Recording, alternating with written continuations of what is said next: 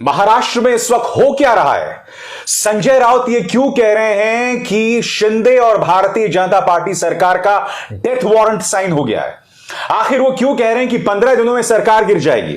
आखिर सुप्रिया सुले, शरद पवार की बेटी सुप्रिया सुले, ये क्यों कह रही हैं कि अगले 15 दिनों में 2 बड़े धमाके होने वाले हैं? आखिर अजीत पवार प्रधानमंत्री नरेंद्र मोदी की तारीफ क्यों कर रहे हैं, जो कि शरद पवार के भतीजे हैं? और शरद पवार ये क्यों कह रहे हैं कि जो भी एनसीपी को तोड़ेगा इसकी भारी कीमत चुकानी पड़ेगी? आपको यह बात समझनी पड़ेगी दोस्तों कि जब से महाराष्ट्र की सत्ता उद्धव ठाकरे के हाथ से शिंदे और देवेंद्र फडणवीस यानी शिंदे और बीजेपी के हाथ गई है, महाराष्ट्र में अराजकता, अस्थिरता लगातार बनी हुई है। और ऐसा क्यों है दोस्तों? इस वक्त सुप्रीम कोर्ट के सामने शिंदे ग्रुप के 16 विधायकों के डिस्क्वालीफाई होने की बड़ी संभावनाएं, बड़ी आशंकाएं जताई जा रही हैं, क्योंकि जैसा कि आप जानते हैं मामला इस वक्त सुप्रीम कोर्ट के chief justice of India DY Chandrachud के सामने है। वो अदालती फैसला कभी भी आ सकता है और अगर शिंदे ग्रुप के 16 विधायक डिस्क्वालीफाई हुए तो यकीनन अपनी सरकार को चलाने के लिए भारतीय जनता पार्टी को मदद चाहिए होगी अजीत पवार की। इसलिए लगातार अजीत पवार जो हैं वो प्रधानमंत्री नरेंद्र मोदी के समर्थन में बयान दे रहे हैं। दिलचस्प बात यह है दोस्तों कि अजीत पवार बाकायदा एक प्रेस कॉन्फ्रेंस के जरिए सामने आते हैं और वो कहते हैं कि मेरा बीजेपी में जाने की जो तमाम संभावनाएं जतलाई जा रही हैं वो झूठी हैं, मगर अगले ही दिन वो प्रधानमंत्री नरेंद्र मोदी की तारीफ करने लगते हैं। मैं आपको बतलाना चाहता हूं दोस्तों, उन्होंने प्रधानमंत्री नरेंद्र मोदी की क्या तारीफ की। न्यूज 24 की एक खबर है आपके स्क्रीन पर दोस्तों, ये पढ़ के सुनाना चाहता हूं। इसमें अजीत पवार कह रहे हैं कि वाजपेयी, आडवाणी, मुरली मनोहर जोशी जैसे नेता जो नहीं कर पाए वो प्रधानमंत्री मोदी ने कर दिखाया है। एनसीपी नेता शरद पवार ने की प्रधानमंत्री नरेंद्र मोदी की तारीफ। अब जाहिर सी बात है दोस्तों, शरद पवार इससे बेतहाशा नाराज हैं। उन्होंने कह दिया है कि जो भी एनसीपी को तोड़ने की कोशिश करेगा तो वो कड़ा रुख अपनाएंगे। शरद पवार ने क्या कहा है दोस्तों, मैं आपको बाकायदा एनडीटीवी की खबर पढ़ के सुनाना चाह रहा हूं, एक एक शब्द पर गौर कीजिएगा। एनसीपी के प्रमुख शरद पवार ने रविवार को कहा कि अगर कोई एनसीपी को तोड़ने की साजिश रच रहा है तो पार्टी को कड़ी कार्रवाई करनी होगी। एनसीपी प्रमुख की यह टिप्पणी उनके भतीजे अजीत पवार के अगले राजनीतिक कदम को लेकर जारी अटकलों के बीच आई है। ऐसी चर्चाएं हैं कि अजीत पवार महाराष्ट्र में सत्तारूढ़ बीजेपी से नजदीकियां बढ़ा रहे हैं। मैं दोस्तों आपको याद दिलाना चाहूंगा कि अजीत पवार ने कहा कि मैं 100% मुख्यमंत्री बनना चाहता हूं।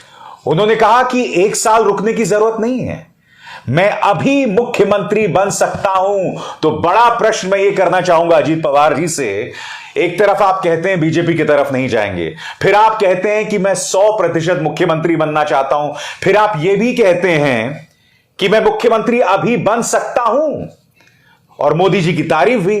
तो यह सब क्या बतला रहा है दोस्तों? बहरहाल संजय राउत और सुप्रिया सुले दोनों ने अपनी अपनी तरफ से तीर छोड़ दिए हैं और ये जो तीर है इसकी वजह से बीजेपी बौखला गई है। मैं आपको बता दूं दोस्तों, एनडीटीवी की खबर है आपके स्क्रीन पर कि शिवसेना के पूर्व मुख्यमंत्री उद्धव ठाकरे की अगुवाई वाले धड़े के प्रमुख नेता संजय राउत ने जलगांव में पत्रकारों से कहा कि उनकी पार्टी अदालत के आदेश का इंतजार कर रहे हैं और उम्मीद कर रहे हैं कि न्याय किया जाएगा। मगर जो बात धमाकेदार उन्होंने कही है, जिस पर भारतीय जनता पार्टी ने कहा है कि ये उनके ख्याली पुलाव हैं और संजय राउत फर्जी ज्योतिषी हैं। कहा क्या संजय राउत ने? रविवार को संजय राउत ने दावा किया कि एकनाथ शिंदे की अगुवाई वाली महाराष्ट्र सरकार का डेथ वारंट जारी हो गया है और ये अगले 15 से 20 दिनों में गिर जाएगी।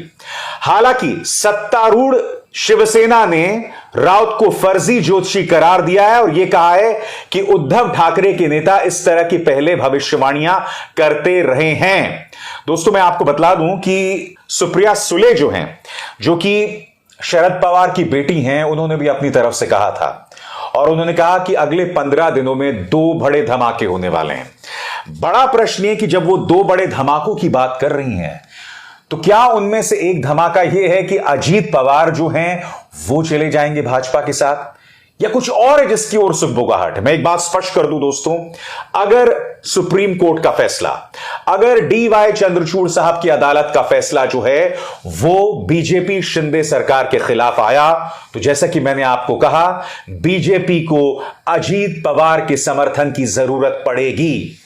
मगर अगर अजीत पवार उनके साथ नहीं जाते हैं तो यह सरकार अपने आप में गिर सकती है। और यह ना भूलें, लोकसभा में अभी 1 साल बचा हुआ है, लोकसभा चुनावों में 1 साल बचा हुआ है, और अगर महाविकास अघाड़ी एकजुट रहती है तो यकीन मानिए 48 सीटों पर, जहां पर इस वक्त बीजेपी के पास करीब 45 सीटें हैं, जी हां, उन 45 सीटों पर अपना वजूद बचाना बहुत मुश्किल हो जाएगा दोस्तों। मैं आपको बतलाना चाहता हूं कि सुप्रिया सुले ने अगले 15 दिनों में 2 बड़े सियासी धमाकों की बात कही है। यह खबर क्या कह रही है मैं आपको पढ़ के सुनाना चाहता हूं। एनसीपी प्रमुख शरद पवार की बेटी और सांसद सुप्रिया सुले ने बड़ा बयान दिया है।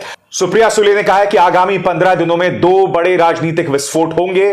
उन्होंने कहा कि एक विस्फोट दिल्ली और दूसरा महाराष्ट्र में होगा।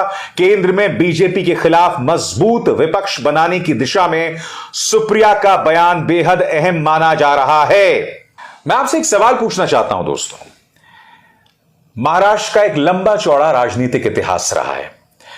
जब उद्धव ठाकरे ने एनसीपी और कांग्रेस के साथ मिलकर सरकार बनाई थी तो क्या राज्य में इतनी ज्यादा अराजकता थी, इतनी ज्यादा राजनीतिक अनिश्चितता थी? जबकि मैं आपको बतलाना चाहूंगा कि भाजपा सरकार, केंद्र की भाजपा सरकार उनके लिए लगातार मुश्किलें पैदा कर रहे थे।